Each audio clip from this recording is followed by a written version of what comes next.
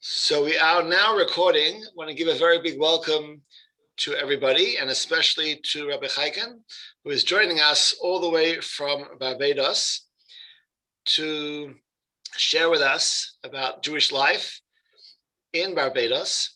Thank you so much, Rabbi Chaiken. I'm going to put the spotlight on you. And welcome to Chicago. Thank you very much.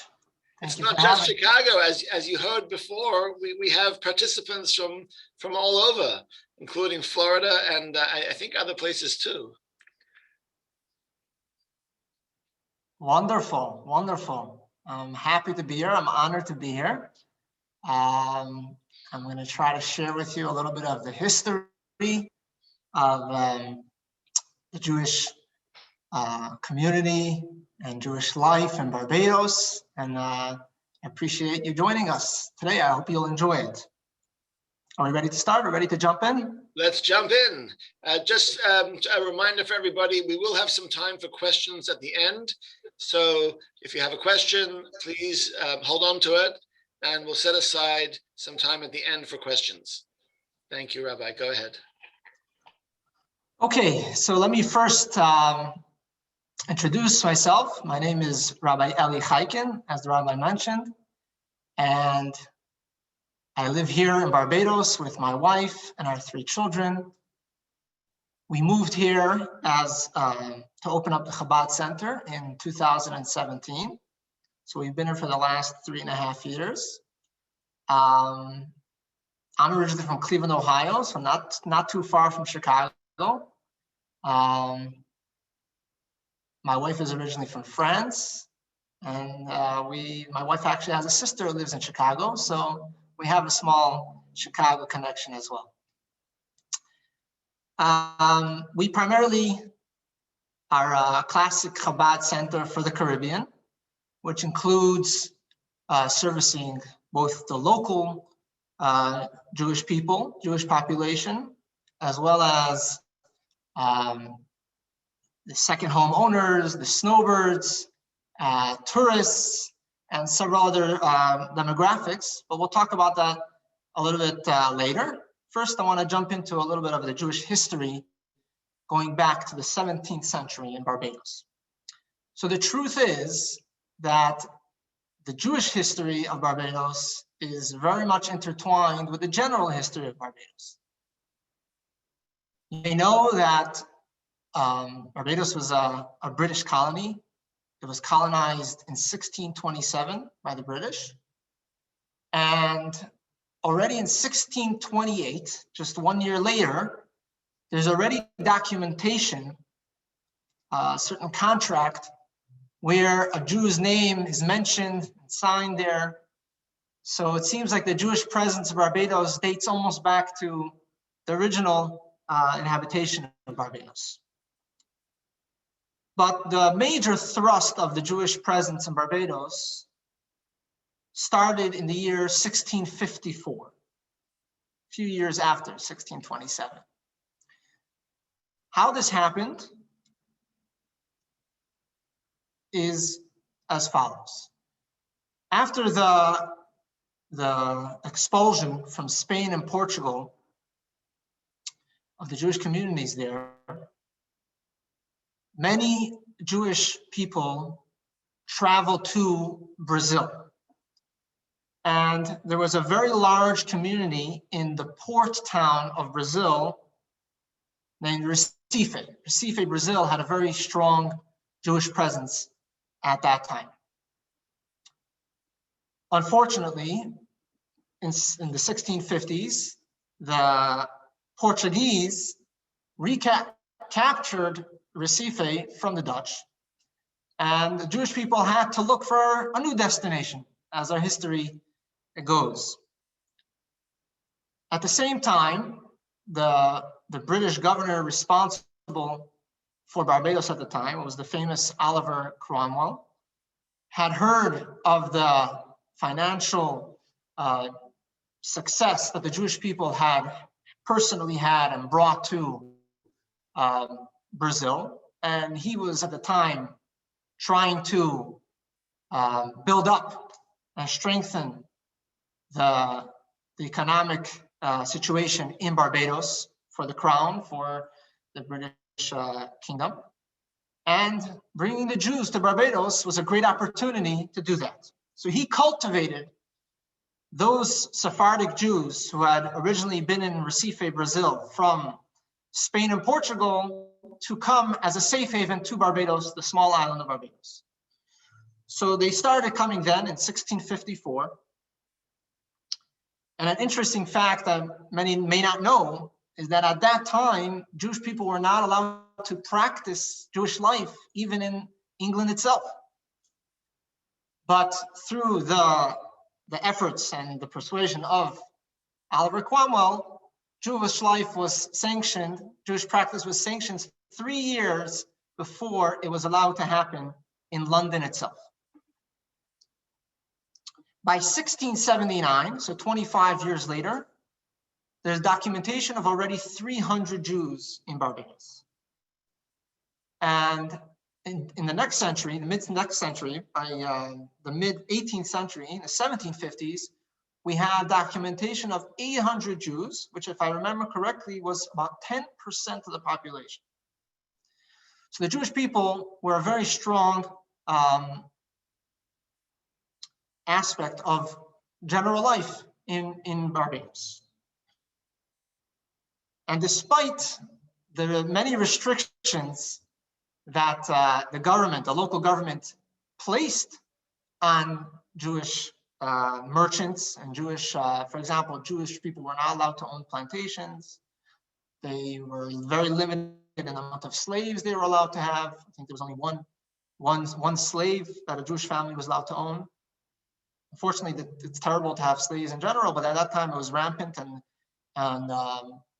the plantations survived off the slaves. But the way they limited the Jewish success was by putting several restrictions and taxes.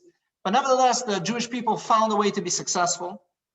And the main way they did that was by introducing a novel concept to Barbados at the time. There was a man by the name of David de Mercado, who invented a new type of mill to process sugar. At the time, the major income for the crown from Barbados, or in general, was from sugar. And his efforts in inventing or facilitating this new method of the sugar mill brought in a tremendous amount of income to the crown. So much so that from all the Commonwealth nations, all the Commonwealth colonies, Barbados was known as Little England. Till today, it's referred to that, but it was originally dubbed that way in commemoration of the tremendous success and financial income it brought to the crown. And this was all facilitated by the Jewish people. In a certain period of time, most of the Jewish people were peddlers. And just to highlight, if I may, show you a map of Barbados.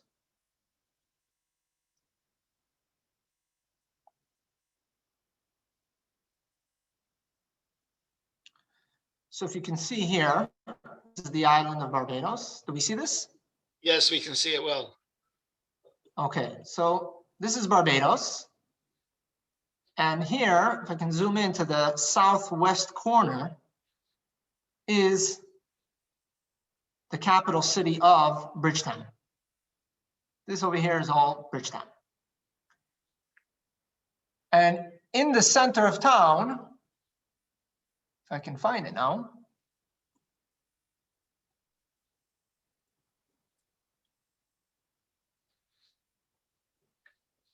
you can see right here is the Nidhei Israel Synagogue and Museum. And close by is a street called Swan Street. Can we see that? Yes. Swan Street was where all the Jewish peddlers had their stores, and to such an extent that it was named Jew Street. And as you can see nearby, we have the Nidhei Israel Synagogue. So the Jewish people obviously built a synagogue, and they built it in the center of town, and I guess close to their business center as well. Until today, the synagogue is there. So let's talk a little bit about the synagogue compound because it's fascinating. The synagogue compound there's three different aspects to it. So there's the synagogue itself. The synagogue itself, many claim to be the oldest synagogue in the Western Hemisphere.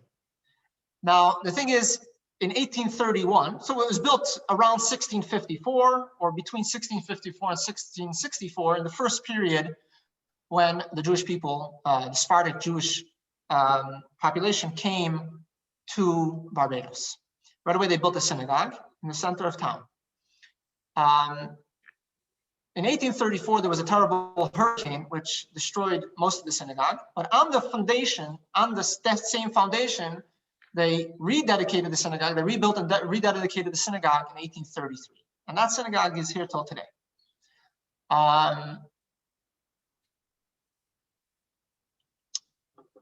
If you want to see a picture of it, you can see it here. Do we see that? It has visiting hours. Yeah, so this is actually the synagogue's website, and you can come visit it. And there's a lot more to see. So let's talk about that as well. Right next to the synagogue, we have a museum. I'm sorry, we have a cemetery.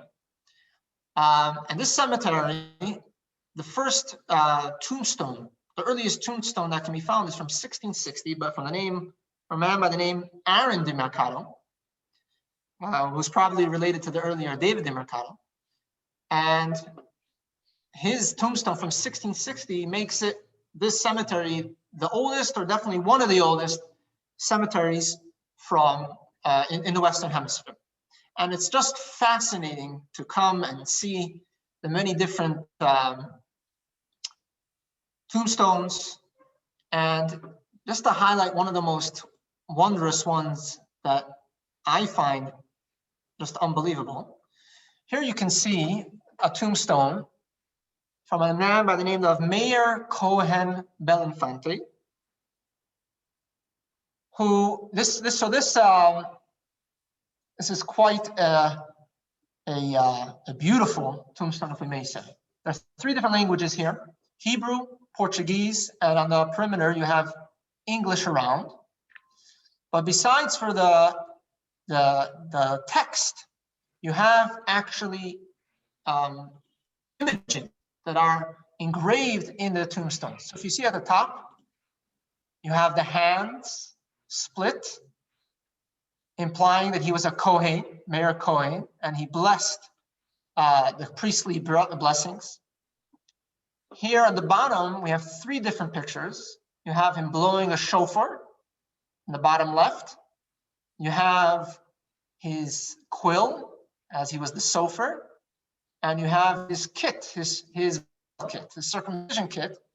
He obviously was the Moab. And I don't understand the Portuguese, but the Hebrew is on an amazing level. It's a very high level of poetic. And the story is actually told that at the time, this is before 1774 even, the Jewish community in Barbados was a much stronger community than anything that existed in North America. And there are even letters from certain Jewish communities at the time, still before the independence, requesting certain different aspects of assistance from the community in Barbados, which shows the tremendous level of observance that was going on at the time. So that's just one example of an amazing tombstone in the cemetery, which expresses the strength of Jewish life at that time. So besides for the synagogue and the cemetery, we also have something more recent that was discovered. So for this, we need to talk about a little bit of the contemporary history. The Sephardic Jewish community, eventually the hurricane made a lot of the economic opportunities here, and there's assimilation. And obviously, as America the Jewish community that grew became more compelling to move there for various different reasons.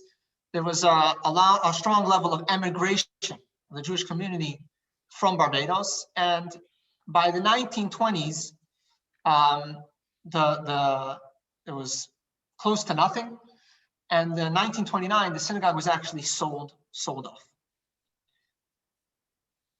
As Divine Providence has it, just several years later, in 1932 or 1933, depending on which document, the first Ashkenazi Jew from Poland came to Barbados. His name was Moses Altman. The story goes that he sensed what was happening in Eastern Europe and where things were headed, and made the right decision to find a better place to raise his family. And he was supposed to be heading to South America, to Venezuela, in fact.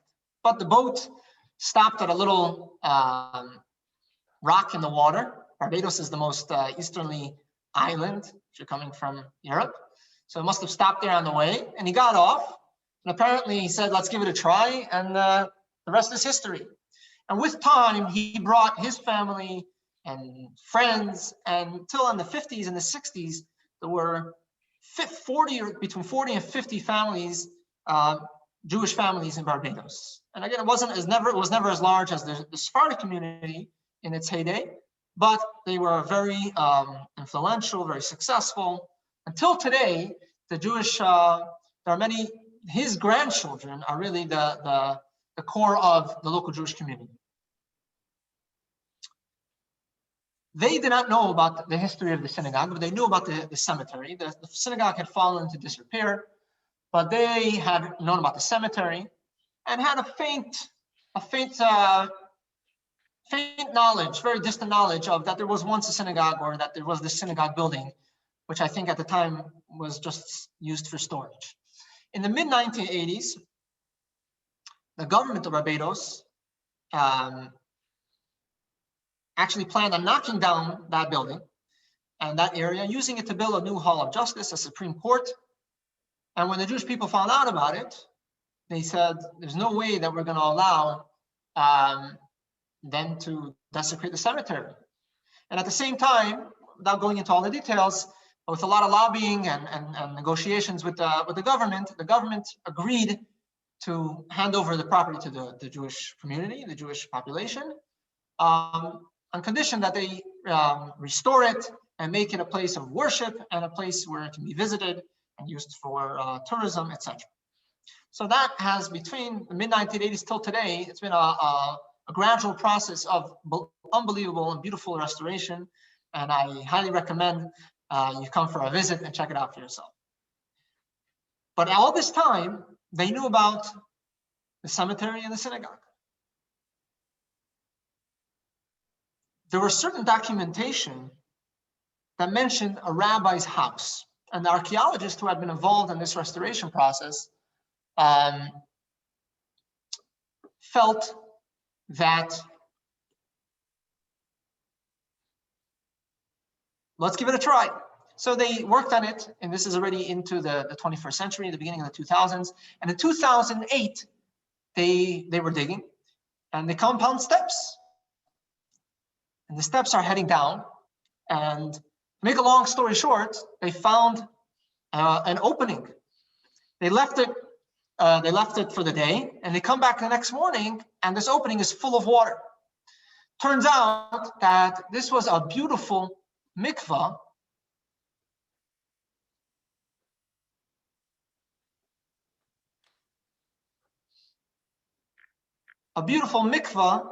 right in the same compound as the shul and the cemetery. And here you can see the crystal clear water that exists even today from the spring upon which the mikvah is built. So if we see how important it was to them, as we know it is today, and in addition to a synagogue, in fact, we're taught that when a person starts a new Jewish community, it's more important to build a mikvah before the synagogue, and one should invest in the building the mikvah before the synagogue. Here you see these alcoves which I would guess, I would assume they were for candles at night when the mikveh is used.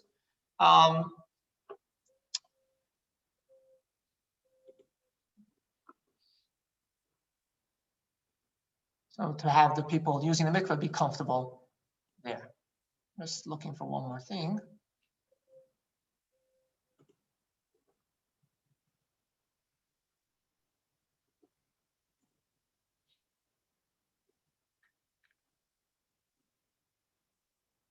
So here you have a few photos, and here you see where the original structure was. They put a line in between into what they built on top of it. So this structure was built on top of the mikvah to give a sense of what it was like.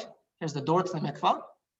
And here's maybe a better picture. Leading down the steps come down here, and then there's a full, beautiful mikvah. So that's another fascinating aspect of the compound in Bridgetown. Here you can see the mikveh structure and the same compound as the synagogue itself. So the pink building is the synagogue, and this structure here is what was built on top of the mikveh to replicate the structure that they must have had on top of the spring. Okay.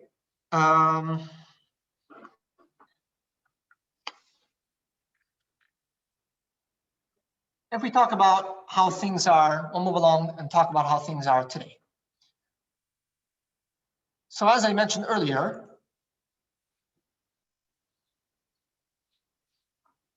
my wife and I and our family moved here to Barbados in 2017 and opened the Chabad Center.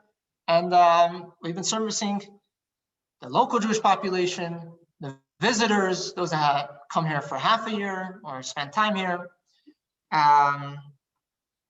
There's also an international business sector here. So we service those people. And fascinatingly enough, this is not something that we planned when we moved here, but Hashem has his plans. In 2019, a medical university known as Ross University School of Medicine, which was previously in the island of Dominica. Unfortunately, the hurricanes of 2017 destroyed some of the infrastructure there, and they needed to find a new location, and they came here, and we've been servicing those students as well. So if I can share with you some of the photos of our activities, I want to start with some activities we do by the synagogue itself, because it's a wonderful place to meet visitors. Here you can see we're meeting, people are coming along. It's pretty close to the cruise port, so people are always coming along. Here we're putting on tefillin and sharing shmura matzah with someone. You see the mikveh and the synagogue in the background. This is the sukkah that we built in the back of our location. When we just moved, we had an apartment, and we built a sukkah behind the apartment. A little bit of a different experience probably than in other places. Maybe it's like a Florida style. Here we have our activities with the students. There's another photo here. The Jewish Student Club at the Ross University School of Medicine. And if we go back to the synagogue, interestingly enough, we had Prince Charles visit Barbados, I think a year or two ago. And of course, he came to visit the synagogue, and I had the opportunity to have a few words with him. So that was an interesting experience.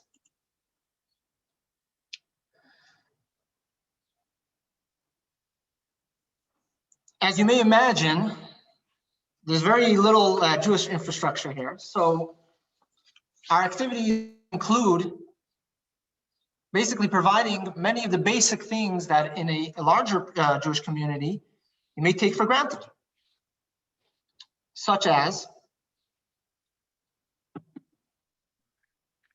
you saw before, shmura matzah, matzah for Pesach, bringing in a lulav and a trog for Sukkot.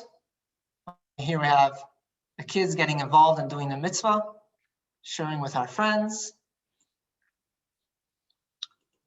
Kosher food is a very big aspect of what we do. It's basically impossible or almost impossible to find a kosher meat, definitely at a normal price. So we work on facilitating that. We have a very small Hebrew school with a few children. Here we have Hanukkah activities in the Hebrew school. And of course, holiday programs. You may be familiar with the menorah lighting, a large menorah lighting in front of the water, Caribbean style. And just being there to provide for any Jewish need that's needed. And we're very proud, if we can go back to the synagogue a little bit, to say that after many years, we even have done bar mitzvahs in the synagogue, in the beautiful interior of the synagogue that you can see here. And the old Sephardic fashion, the women's gallery is on top, the men sit at the bottom. And we just had last year, pre-COVID, right before COVID actually, this is from March of last year, one of the bar mitzvahs we did in the synagogue itself. And it was very rewarding, kind of close the circle from the Jewish history, that tremendous history that the synagogue entails, and to actually make a live and contemporary experience. And if we talk about Chabad in the Caribbean, the truth is that Chabad has been active in the Caribbean from as early as the 50s. There is a senior Chabad rabbi who now today lives in New Jersey by the name of Rabbi Bogomilsky, who as a young student in the 50s and the 60s traveled around in the summer. You may know it's called the Merkaz Shluchim project, where the young yeshiva boys use their summer break, not for their own benefit, but to reach out to more remote communities that don't have a permanent Jewish presence. And back in the 50s and the 60s, the late 50s and early 60s, Rabbi Bogomilsky traveled around the Caribbean islands, and he actually developed an amazing relationship, quite a fascinating relationship with the Barbados community at the time. If I can share a small video, a short video, where he tells an unbelievable story about one of his travels to Barbados. So let me just share this here.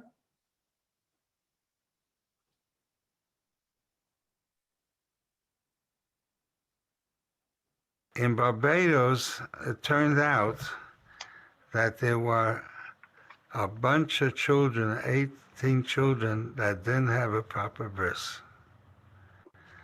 And there was one family that they were thinking about, it was only one family that was intermarried, about having a gerus.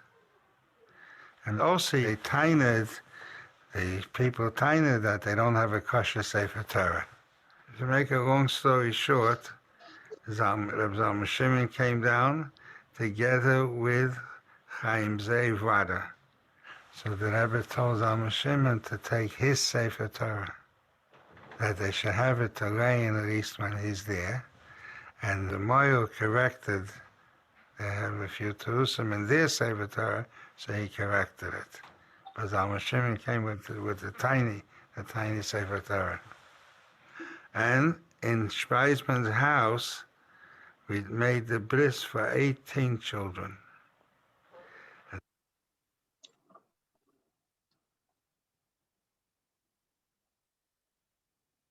So that's an unbelievable story of the Rebbe, Rabbi Schneerson's involvement back then, before it was possible to send permanent emissaries to serve such small communities.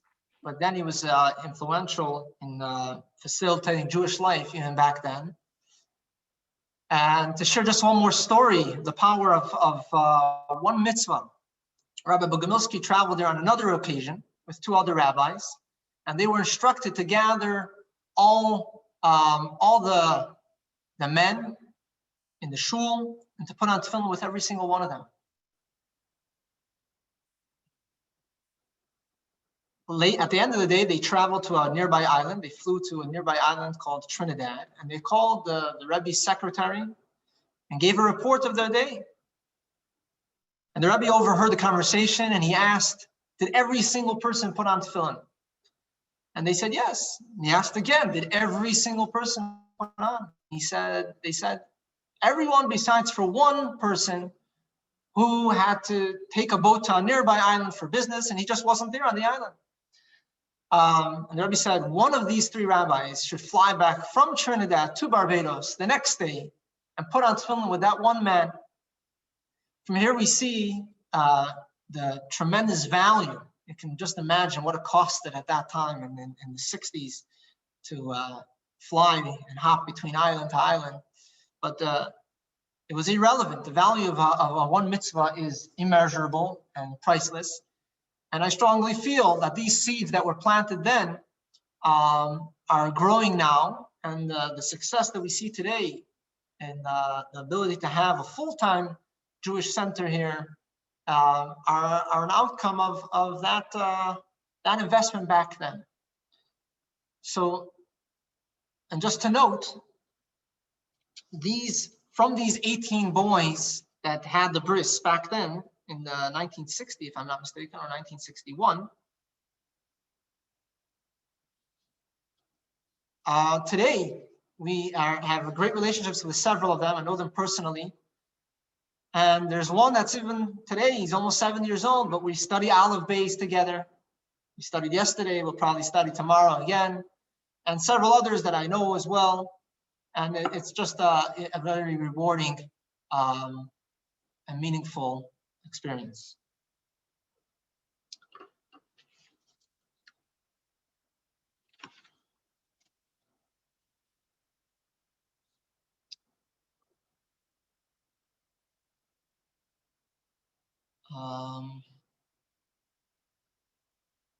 So as I mentioned before, we moved here in 2017, and we were originally in a small apartment for a couple of years. And we just recently were able to, with tremendous blessings from Hashem, to secure a permanent location and recently moved in. I'd like to share with you a picture of the interior. This is the interior of the shul. And here we can see it in action. During COVID, we had to do a little bit of outdoors. Here is the Purim party this year. Again, outdoors due to COVID. And once again, here you see the shul. So we feel very blessed. I think I pretty much covered definitely most of what I wanted to mention. And I guess now we can move to questions and answers and maybe touch anything we may have missed or answer anything that you might be like to inquire about. It's all very, very interesting, Rabbi Chaiken. I have a couple of questions, and then we can open it up to questions also from everybody else.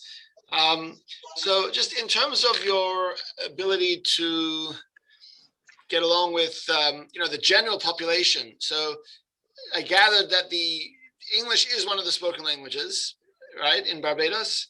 It's the main language. Okay. What's the general economic feeling like is among the Jewish community and also among the general population there? Okay. So in as usual in places like this, that's a great question. As usual in places like this, there's a very big gap between the two ends. So generally, the general population is frankly quite poor and struggles economically.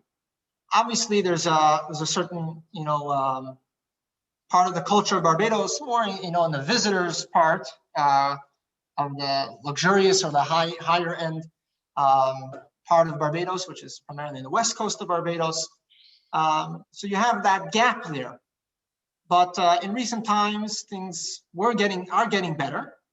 COVID again was a setback, but it's interesting you ask about the Jewish population, because once again, the Jewish population, albeit very small and very numbers-wise not very large, but they've made quite a mark financially, and you can see the names all over the island. The truth is that there, even in Parliament in the 1970s, there was one of these 18 boys actually who was circumcised, became the Minister of Tourism, and I had an opportunity to meet him recently. And so the Jewish people have done very well. The general relationship between the different parts of the population is little to none, definitely visual anti-Semitism or anything like that. We pray it stays that way. And yeah, just in fact, there's a mall on the west coast, as I mentioned, the luxurious part of Barbados, that has several Jewish stores with mezuzahs. It's called the Lion Grove Center. It was built recently. Several Jewish people are involved, and several of the stores there will come across mezuzahs. So there is Jewish pride, and wherever Jewish people go, they make their mark. It kind of reminds me a little bit, and tell me if this is not a good comparison at all, but we had a talk from the rabbi in the shliach in Nigeria, in Africa, and that's a very, very destitute population there among the general people there. And a part of his shlichus is actually gathering resources and helping to provide assistance for needy people among the general population. So I was wondering if there's any sense of that, or maybe in the future in Chabad's work in Barbados. Yes, it's definitely something that we've done on a small scale. Not in Nigeria, it's on a much larger scale. Barbados is, if I understand correctly, is a lot more developed than such a place, and there are many organizations, that charitable organizations amongst the general population. So we didn't feel it's to be a major focus of our activities, but it's definitely something we've done on a smaller scale, and perhaps in the future it might be something we do on a larger scale. How far are you at the Chabad house from the Nidchei Yisrael synagogue? So if we go back to the map, I can show you here. It looks all pretty close, but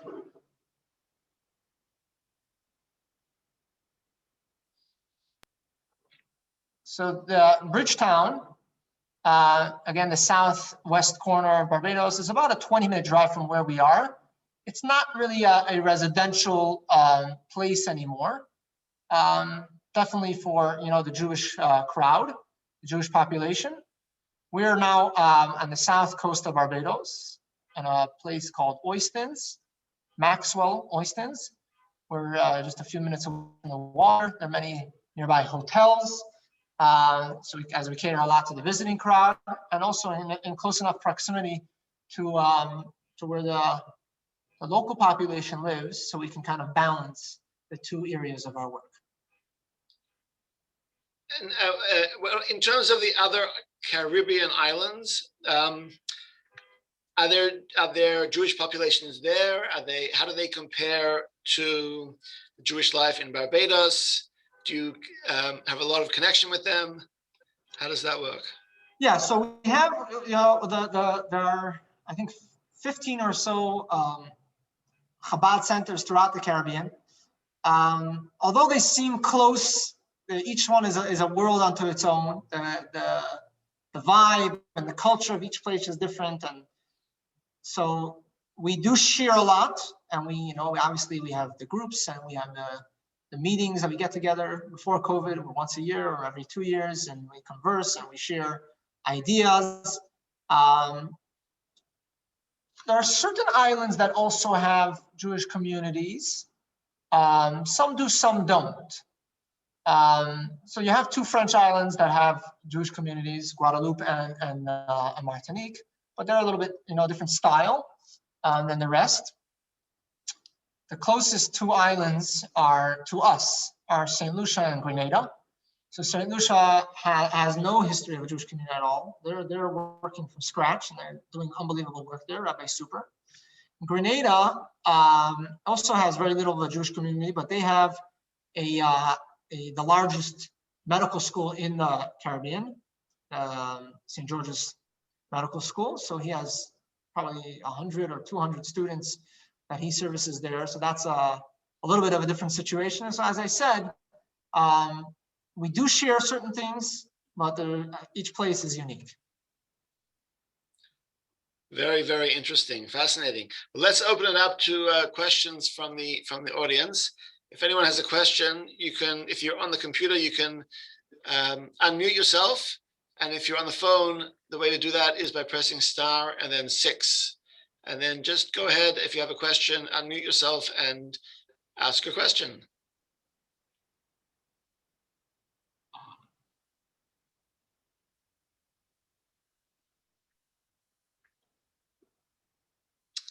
Any questions, anybody? What is the assimilation rate there? The assimilation rate is quite high. If we talk about the families from, as I mentioned before, that came in the 50s and the 60s, very few of the young remained here in Barbados. The vast majority of the families sent their children to study either in America, in the US or in Canada. Many are in Canada, Montreal, Toronto. And, as it goes, the big city is quite enticing. Several of them stayed there and even brought their parents. So with time, the Jewish population dwindled. That core of the 50 families that we hear from Europe.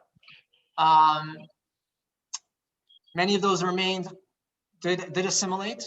So there are very few, very young families here. But with time, many other people have come for different reasons. And fascinatingly enough, in this period of COVID, we've actually had a whole different situation, because although we haven't had many short-term visitors like we had before, the country invited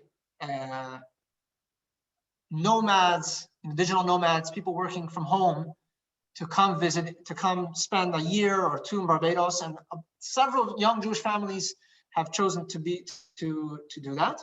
So, every period is a new experience, is a new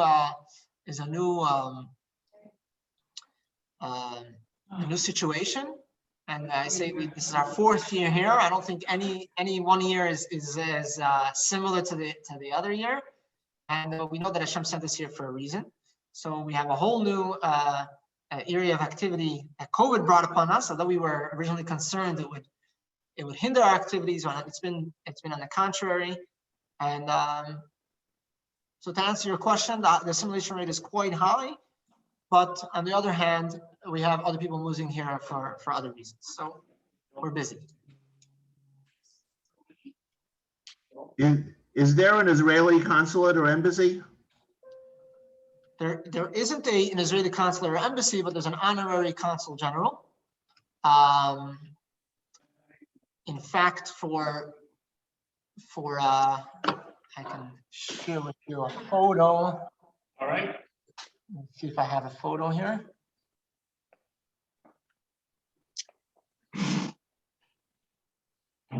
Wait. Could you tell me the approximate population of people in Barbados and the approximate Jewish population in Barbados? So there's approximately 300,000, maybe 275,000 people in Barbados, full time. The Jewish population, it's very difficult to measure. I think the official number is between 150 to 200, but those are people that are known and are here full time. It doesn't, almost a week or two don't go by that I don't find out of another Jewish person that either lives here full time or has a second home or does business here. And the database of people that we have is beyond 350, 400 people that have a connection, not that visit once or twice, that either own a home here, live here permanently, do business here.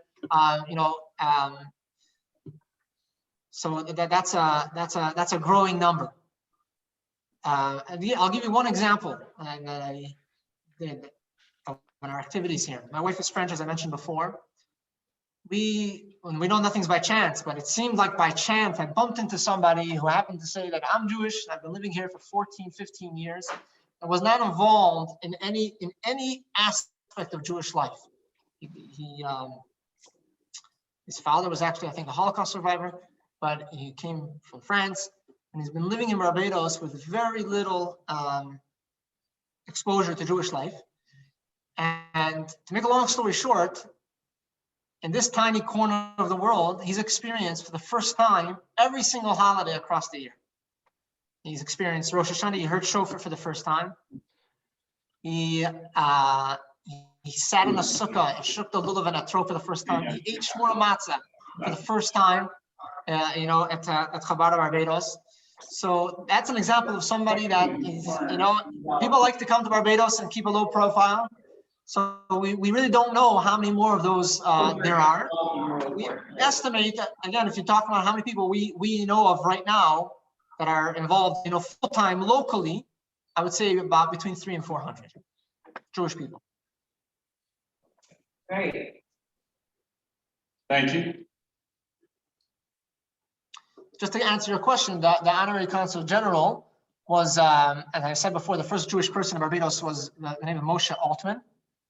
His first granddaughter, his oldest granddaughter, was born in Barbados, and she unfortunately passed away last year. But her husband was the Honorary Consul General for Israel for 40 years. He just retired. And another influential Jewish member of Barbados replaced him. So you can see both of them in this photo. Let me just locate that photo. So this is, if you see here, this is Mr. Benny Gilbert, who he was the husband of Miss Leah Gilbert, of blessed memory. So he was the Honorary Consul General. And Mr. Scott Oran, if you see here, is the current Consul General for Israel.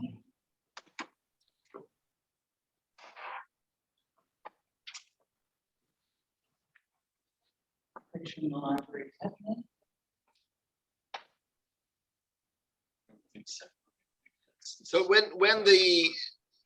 the Nidchei Yisrael synagogue have any services nowadays? I've seen you.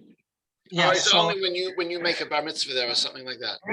no, so the conservative synagogue, they actually have another location. We didn't have time to mention it. They before they discovered the Nidchei Israel synagogue, the European Jews opened a small synagogue in a home in the populated area close to where we are, where we live.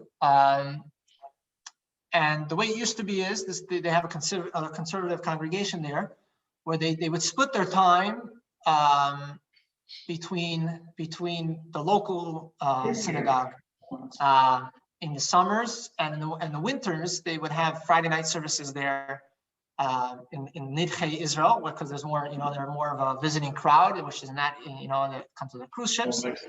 With COVID, services have been suspended for the most part, but I think now they're trying again once a month to have Friday night services there at Nidchei Israel. Okay. Does anyone else have any questions to ask? I could just mention one more thing, I reminded myself, I just pointed out Mr. Oran, who's the consul general, the current consul general, and who was quite an influential person in Barbados in general. You know, what does Chabad do in Barbados? So besides everything we mentioned before, we got a call. I just got a call a week or two ago from somebody stuck in immigration in the airport on a transit flight who had an Israeli passport, and for some reason they held him at immigration. He was there a whole night. He called me in the morning. He said, "I've been here all night," and said, "What can we do?" And I quickly called Mr. Oran. He made 1 or 2 calls, and within a few minutes he was released. So that's just an example of another way you can help somebody. It's amazing to me that, you know, when you mention the airport and when you look at Barbados as such a tiny little place with only 300,000 people total population, how do they manage? How do they you know, just things like having an airport, transportation, all the infrastructure, electricity, and all, and just everything that, you know, with only 300,000 people, it seems like a miracle. Yeah, it's Barbados is actually relatively developed for the Caribbean. The healthcare is quite good. My wife had a baby here. It's not an American hospital, but we did have a baby here. The doctors are usually trained in the UK or in the US. Great doctors. I know some complicated surgeries have been done here. Not everything can be done here, but as you mentioned, for a place like this, there's almost everything that you can imagine. It's like it's probably smaller than I know West Rogers Park, population. I don't know how many people live in a city like that, but there's everything that you need, almost everything that you need. We could get some more kosher food in, but we're doing okay. Baruch Hashem. Well, thank you so much for sharing with us, for taking your time, and for all the insights. It's been very, very interesting and informative. We want to wish you, of course, a lot of bracha v'atzlacha. You should have every blessing and success and good health, and you should have so much success that you have people flocking to you from. Maybe in Mirza Hashem one day we'll have some people from Chicago coming there for a visit. Absolutely. You could, if anybody has any other questions or wants to reach out, they can reach out to me at rabbi@chabadbarbados.com. Check out our website, chabadbarbados.com, and I'd be happy to answer any questions you may have. Fantastic. Okay, well, everyone should be well, and we'll see you next time. Take care. Bye for now. Thank you. Thank you. Bye. Thank you. Good Shabbos.